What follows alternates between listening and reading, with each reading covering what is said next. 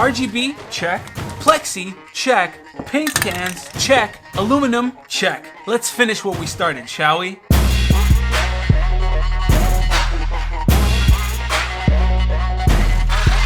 Hey, what's up guys, Snows here, and today we're finishing Project Fireworks. This is the 4th time that I'm recording this video, so I'll try to keep it brief, short, and sweet. I've just felt that moving through every single part of what I've done for this case kind of is boring, so we'll jump right into sort of the bigger parts that I've had to make.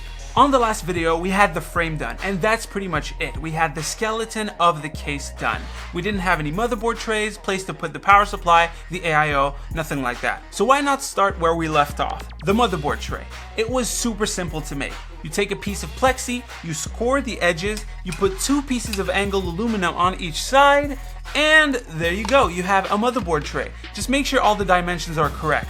Once that was done, I placed the motherboard on top, I marked all of the holes and I drilled them out with a drill. Just make sure the size of your drill bit is a little bit smaller than the standoffs. Then I grabbed the standoffs, I put them in the chuck of my drill, and I slowly placed them inside of their holes. That sounded dirty. Then we had the motherboard tray done. Then I had to find how high I wanted it. That was super easy. I just placed the power supply in the basement, I gave it about an inch above it, and I placed it there. Once that was done, I set it on some blocks, I marked all of the heights for the motherboard on each side, and I drilled holes through both layers of aluminum. Once that was done, I riveted all 4 corners to add stability to the frame and have the motherboard tray exactly where I wanted. I riveted that motherboard done. Let's talk about the basement. I took pieces of plexi, cut 2 of them the exact same size to go on each side. The rivets that I just installed did interfere with the pieces of plexi, so I had to grab a file and file. And file again. And file again. On both sides I had to file all 4 corners for the rivets to be able to be placed so that the piece sits flush against the side. Once that was done, one thing I think looks really cool that I did is this.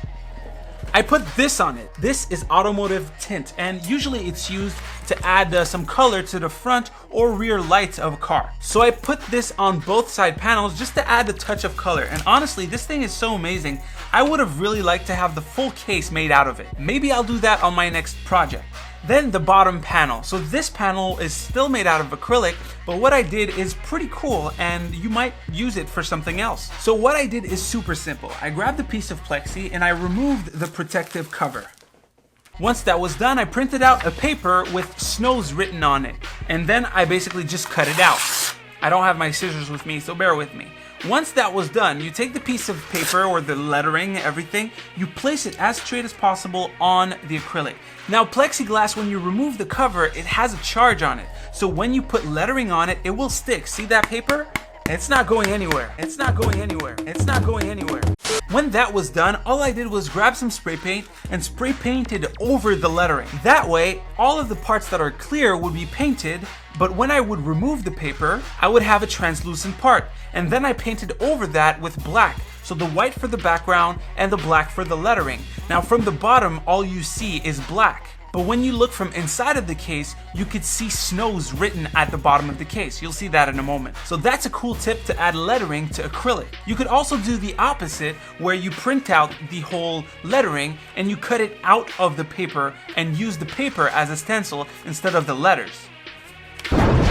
So that makes the whole bottom area done.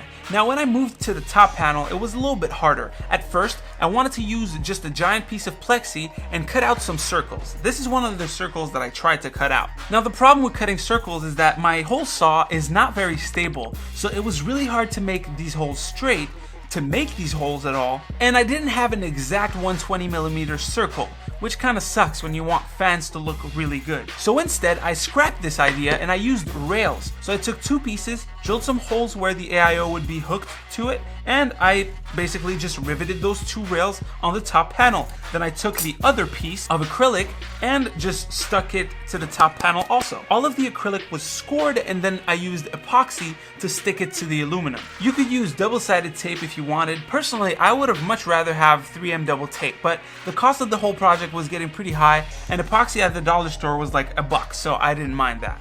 Once all of that was done, it was time to paint. And this is where you really need to make sure you do proper prep. So I sanded the whole case without the plexi at 400 and 600 grits in certain areas. Then I grabbed a black enamel paint. So this is flat black, and I painted the whole thing once, twice, 3 times, and 4 times just for safety measures. Once all of that was dry, I went ahead and added some clear. This is some matte clear because I wanted the whole thing to have sort of a matte finish. I didn't like the gloss. I don't like glossy black.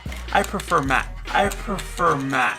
Once that was done, I realized that I couldn't actually put side panels on the top area because the motherboard is flush with the rest of the case.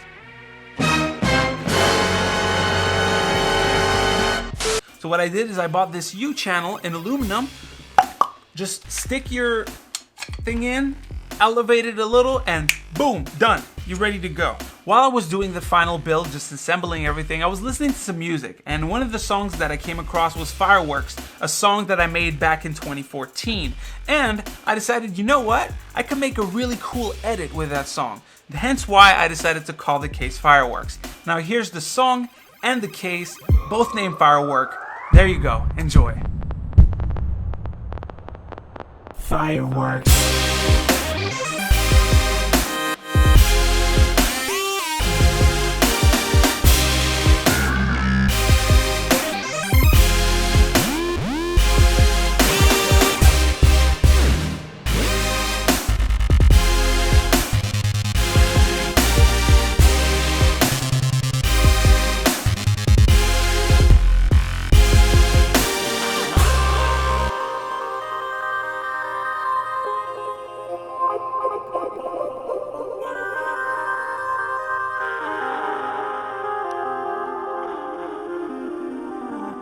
Now I just wanted to take a few seconds to thank some of you for commenting on that video. You see, in the beginning the build was a little bit rushed, and if it wasn't for some of these comments right here, the end result might not have been what it is now. I did run into some challenges and I did fix them because I wanted you guys to see the best product I can make. There is one thing I have to note. As I said earlier, when you remove the protective cover from acrylic, it does become charged, which means that the acrylic will suck up dust like crazy. So ideally, you would want to put your case in an area where there's not that much dust. If not, then you'll have to clean it very, very often. And my case is already full of dust, and it's annoying as hell because this thing just sucks it up. I mean, I literally just removed that piece and it's already full of dust. While I would recommend to go with glass instead of plexi, glass does cost a lot more and is more brittle.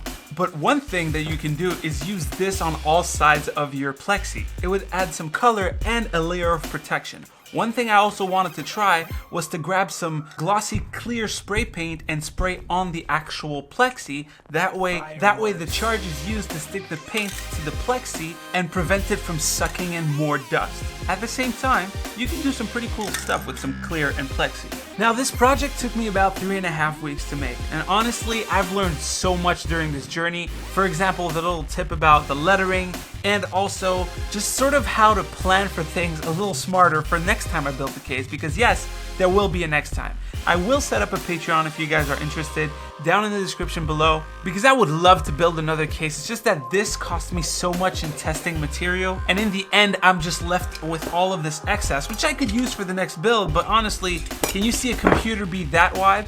Or even that wide? I mean, I could make one if I had an MATX motherboard, but I don't. I have to say I have a lot more respect for what LinusTechTips did, although I still maintain my position that they should have done some things a little bit better and maybe add a little spit shine onto their product. At the same time, I'm saying that, but I know that I'm the one who built it, so that it's probably beautiful in their eyes, and mine is probably beautiful in my eyes, but it looks like shit to everybody else. Anyway, so I would love it if you guys supported me on Patreon. Have yourselves a great day. Don't forget to like if you liked it, dislike if you disliked it, and put a comment in the comment section below. I read every single one and I answer to every single one, so if you have a question, drop it down below. If you want to see part 1 because you stumbled into this part of the video, click right here. If you want to see me build a DIY green screen or whatever other video I'm going to put right here, click right here. And if you want to subscribe, right here on that big ball. It should be right around here. Yeah, that's Man, the paint fume was horrible. I had to do it at like minus 20. And I'm in the garage, by the way, so it's pretty cold. It's just that I have to heat it up. Fireworks.